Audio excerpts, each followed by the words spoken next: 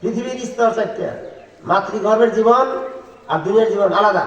এখানে একটা শিক্ষা আপনাদের। প্রথম মাতৃগর্ভের জীবন, একটা বাচ্চা 9 মাস বেঁচে থাকলো, অথবা 10 মাস অথবা 8 মাস, এরপর যখন ভূমিষ্ঠ হলো অপারেশনের মাধ্যমে অথবা স্বাভাবিকভাবে, তারপর ভূমিষ্ঠ হওয়ার 1 ঘন্টা 2 ঘন্টা 5 ঘন্টা 10 ঘন্টা পর এই বাচ্চাকে আবার মায়ের পেটে অপারেশনের মাধ্যমে ঢুকিয়ে দেওয়া হয় বা স্থাপন করা হয়, তারপরে সিলে করে দেওয়া হয়। এই বাচ্চাকে 1 ঘন্টা বাঁচবে? 5 মিনিট বাঁচবে? 1 মিনিট বাঁচবে? কেন বাঁচবে না? 9 মাস থাকলেও আর 1 মিনিট কেন থাকতে পারবে না? সুবহানাল্লাহিল আযীম। আলাদা মাতৃগর্ভের জীবন, দুনিয়ার জীবন সম্পূর্ণ আলাদা। তদ্রূপ ঘুমন্ত জীবন আর সজাগের জীবন, চেতনের জীবন সম্পূর্ণ আলাদা। তদ্রূপ কবরের জীবন, দুনিয়ার জীবন সম্পূর্ণ আলাদা। কথা ক্লিয়ার? সুতরাং আল্লাহ রাব্বুল আলামিনের কাছে আমাদেরকে দোয়া করতে হবে, আমাদেরকে সাহায্য করতে হবে, বলতে হবে আল্লাহুম্মা হদিনি ফিমান হাদাইত ওয়া আফিনি ফিমান আফাইত, বলতে হবে। এটা শুধু দোয়া করুন না, সিজদায় বলবেন।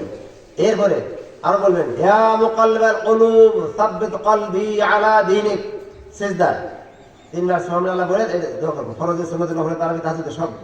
তারপরে এই বলবেন আল্লাহুম্মা রাব্বানা আতিনা ফিদ দুনিয়া হাসানা ওয়া ফিল আখিরাতি হাসানা ওয়া কিনা আযাবান নার, এটাও বলবেন সিজদা। এইভাবে আমাদেরকে চতুর্দিক থেকে আল্লাহর তাওহীদ বোঝার জন্য সচেষ্ট হতে হবে। এলমে দ্বীন যদি না থাকে, ইলম যদি না থাকে, জ্ঞান যদি না থাকে, তাহলে আমরা এগুলো কিছুই বুঝবো না, জানবো না।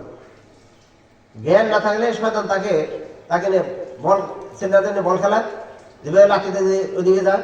তদ্রূপ একজন অজ্ঞান, একজন জেনারেল শিক্ষিত লোক, মানে জেনারেল শিক্ষিত মানে হালকা শিক্ষিত, বড় শিক্ষিত না, অনেক বড় শিক্ষিত ধরে শয়তানে, তাদেরকে বলের মতো মনে করে, যা ধোকা দেয় সেটাই করে। বলে যে এভাবে টাকা মেরে খাও, মারে, লক্ষ কোটি টাকা চুরি করে কলমের পেছে, অথবা সেই লিপ্ত হয়। অনেক লোক দেখছি আমি, বড় লোক, মানে বহুত বড় লোক, পিড়ির মুদি, এরপরে বেনামাজি, তারপর সুৎখুর, ঘুষখুর আছে না, এরকম শিক্ষিত লোক। তাহলে সে শিক্ষিত, সে সুশিক্ষিত না, সে অন্য শিক্ষিত। আল্লাহ তাদের হেদায়েত দান করুন। সুতরাং আমাদের শিক্ষা হলো এলমে দ্বীনের গুরুত্ব নাম্বার 1, মানে এলমে দ্বীন মানে তাওহীদ জানতে হবে, তাও শিখতে হবে। ওই যে বলছিলাম আল্লাহ বললেন, আল্লাহ রাসূলকে বলতে বললেন কুলু লা ইলাহা ইল্লাল্লাহ, হে আল্লাহ যদি বলো আল্লাহ ছাড়া কোনো সত্য মাবুদ নাই, আল্লাহ ছাড়া কোনো সত্য ইলাহ নেই, এটা যদি বলতে পারো এবং মানতে পারো তাহলে তুফলিহু, এটা হলো জবাব। এই জবাবে কি বলছে? তুফলিহু, নাজাত পাবে, ফালাহ পাবে, সাকসেস অর্জন করতে পারবে দুনিয়াতে আখিরাতে। There is no doubt in this sentence, এতে কোনো সন্দেহ নাই। যখন তুমি এই কালেমা শুধু বলবে, বিশেষ করবে, এই যে বুঝায়, এর টাকা বা এর দাবি সহকারে এর শুরুত আছে 7টা, লা ইল্লাহ 7টা শর্ত আছে। কি পারবেন? লা ইল্লাহ 7টা শর্ত পারবেন কেউ? ইন্না লিল্লাহি ওয়া ইন্না ইলাইহি রাজিউন।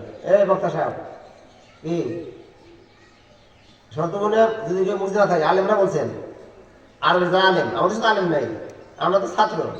তাও আমি তৈরি সেই আলবানি, যিনি সারা পৃথিবীর সবচেয়ে বড় আলেম, বড় মুহাদ্দিস, তাকে জিজ্ঞেস করছে, যার সামনে এইভাবে লোক বসে থাকতো লক্ষাধিক, প্রায় সবই ডক্টরেট ডিগ্রি বড় বড় শেখ, ইংরাজি শিক্ষক এবং ছাত্র, তাদের কেউ শেখকে জিজ্ঞেস করছেন, শেখ আপনি কি বড় আলেম? তখন বলছে লা আস্তাগফিরুল্লাহ আনা তুয়াইলিম, আমি ছোট্ট ছাত্র। আল্লাহু আকবার। চিন্তা করছেন তাওয়াযু কারে কয়? বিনয়ী ভাব কাকে বলে হয়? আর আমাদের দেশের ছোট্ট মুন্সি কোরআন পড়তে সূরা ফাতিহা 10টা বলব, মসজিদে খুতবা দেয়, সালাত পড়ায়, হাফেজ ফতোয়া দেয়। ও তাহলে ফতোয়া দেওয়া হারাম,